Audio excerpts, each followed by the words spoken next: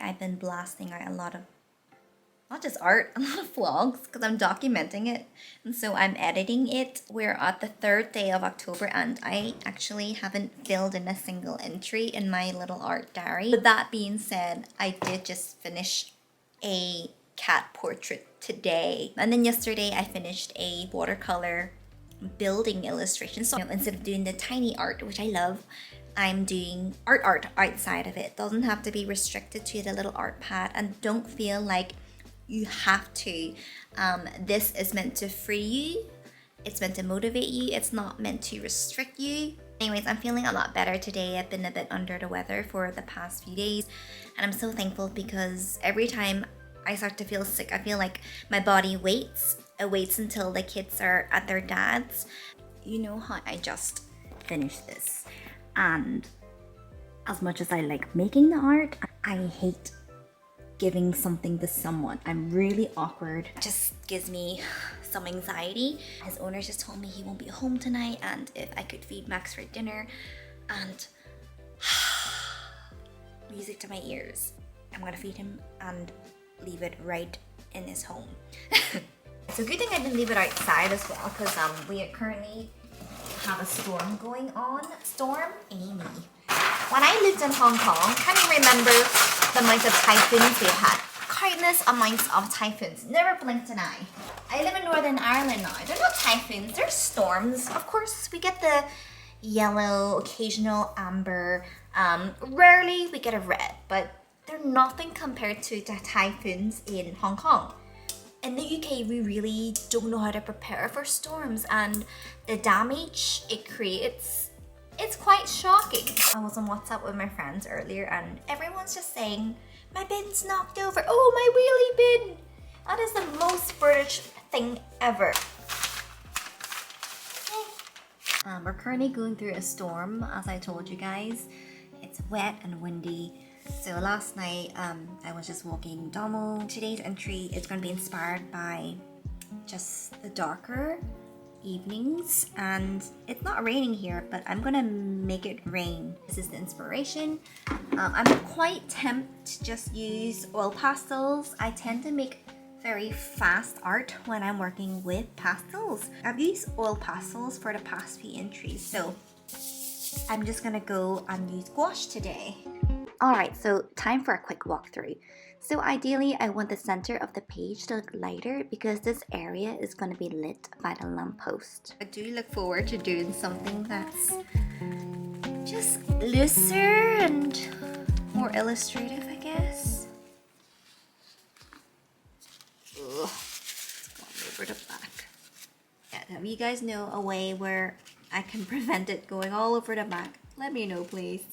So I'm just going by the lamppost outside in my street, but you can make any lamppost you want. You can make it round. You can use paint instead if you wish, but I have a marker, so I went ahead and did that so it's easier to make my straight line. So using a very dark color, I think I used like crimson red mixed with a very dark brown or something like that, I start to add the little branches. And the reason I didn't want to use black is it can look pretty flat, and in the light, I want to give it some warmth, so that's why I added a bit of red to it.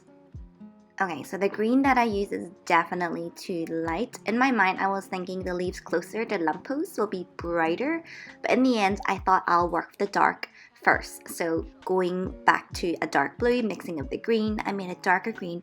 I'm just going over everything. I like to use a round brush to make little clusters of leaves. For the leaves that's further from the lamppost, it's more of a blue color versus a blue-green, and that's because that area is more shaded and hence darker.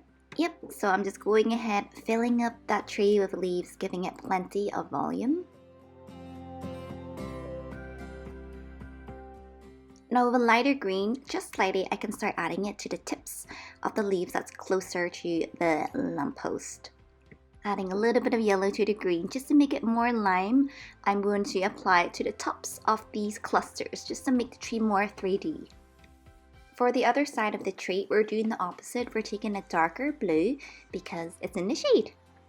It's not just the leaves that are in the shade, the branches are too. So you can see some parts look quite red and flat, so I'm just adding shadow to the branches just by adding a darker color, and not just that, but to the hind branches as well. And by the way, if you hear a buzzing noise at the background, it's my husband washing the car with his pressure washer, so apologies.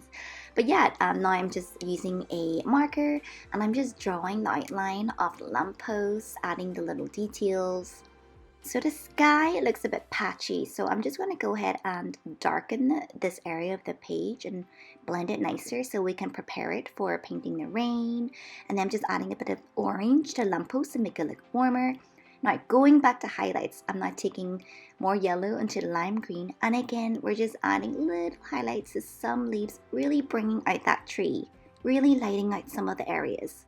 You really don't want to overdo this part because it's only the edges of that tree that's being lit by the lamppost.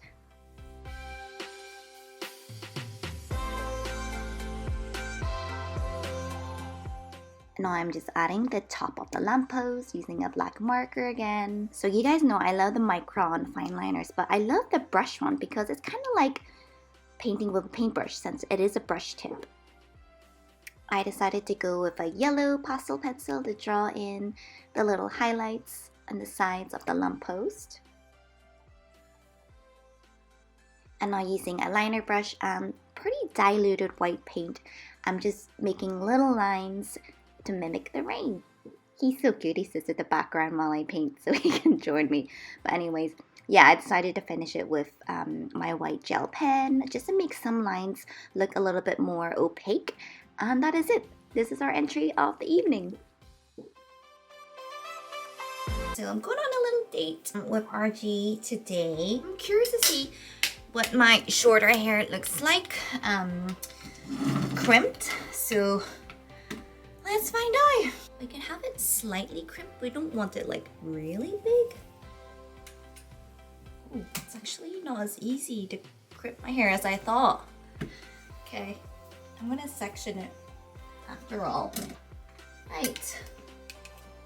Ah! I'm alright. Silly me. It's not as easy as I thought crimping the shorter hair. I'm just expecting like a more tousled look.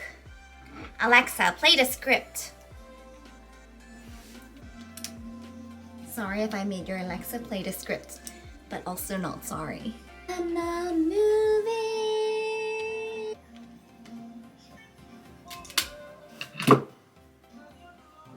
Okay. Archie's really sweet. For the wedding, I got my nails done for it, obviously. And I told him like, oh, how nice it was to get the nails done. He was like, you go get your nails done every month. It'll be on me. But me being the frugal meister, I just like doing it myself when I can. If I can, I'll do everything myself. I really would. If I could cut my own hair, which I can't. I'm so frugal. I'm proud of it. Selectively frugal though, when it comes to like my hobbies. That's an exception. Ugh.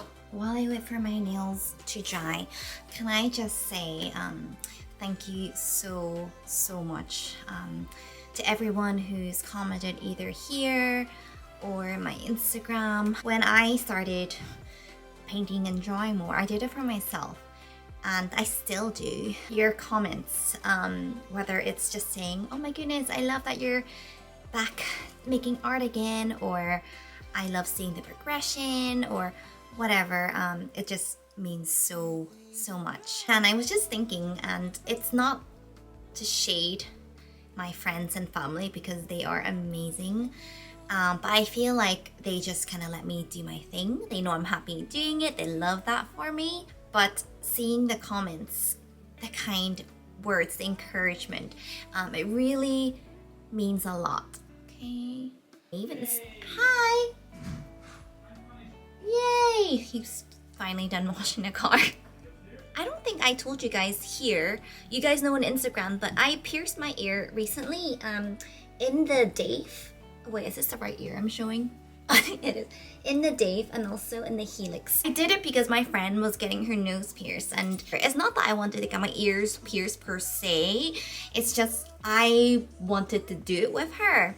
And I didn't mind, you know, like I felt like I had my ear lows pierced before. I've had my helix pierced before as a teen. I never kept it because I think I just didn't really look after it, so ended up removing it, but I knew it wasn't going to be that painful, so I did it. The piercing part really wasn't painful, but what I wasn't really expecting, or what I didn't really think about, was the recovering part. It was very tender and it was throbby for like a good week. And what I didn't really think about was that I'll be on holiday the week after. Thankfully, that was fine. But in general, like the daith, it takes up to like, it could be even over a year for it to heal. And same for the helix, it could take a while because it's like a low circulation area. Even right now, it's fine, but if I were to touch it, the earrings, it would still be like pretty tender. I'm not even sure I sewed it, guys. I think I sewed it a bit more now that my hair is shorter.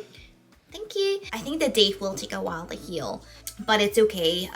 I do look forward to changing the earrings. I don't think I set that big stud in my helix. Yeah, you know where I wouldn't mind piercing? Like right here.